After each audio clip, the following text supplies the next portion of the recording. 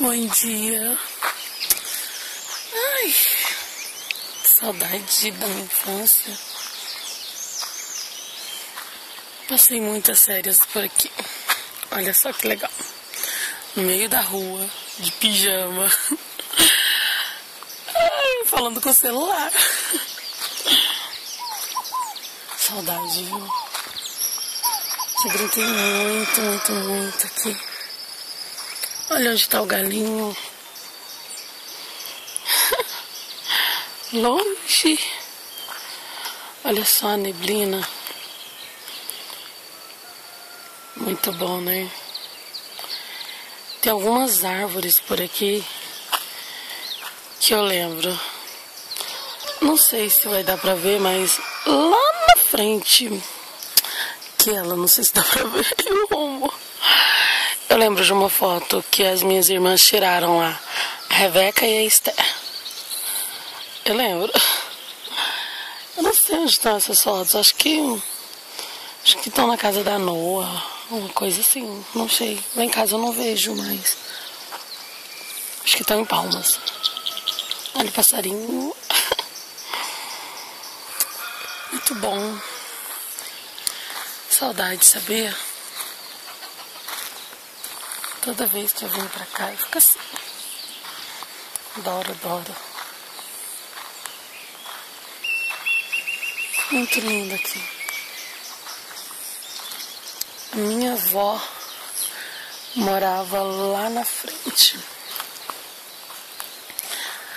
A casinha dela ainda tá lá, do mesmo jeito, só foi pintada. E fizeram uma pequena arinha. Está do mesmo jeito. Até tirei uma fotinha. Depois eu coloco a fotinha no vídeo pra vocês verem a casinha da minha avó. Olha só o orvalho. Orvalho não, a neblina, né? Que vai causar o orvalho nas plantas. Eu acho que é isso. Sei lá.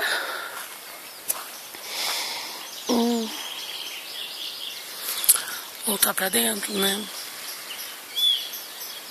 Aqui tá friozinho. Vai dar pra ver a casinha da minha avó. Deixa eu ver. Já dá. Tá vendo? Lá longe. As mesmas janelinhas. A porta eu não sei se mudou, mas é a mesma coisa de madeira. Acho que deve ser a mesma. Ah, e uma coisa engraçada. O novo dono daqui uma vez colocou cerca elétrica. Bem aqui, mais ou menos, tinha a plaquinha escrita: cuidado, cerca eletrificada. Agora ele fez melhor, né? Só cerquinha e eucalipto. Bom, é isso, eu vou entrar. Tá frio mesmo.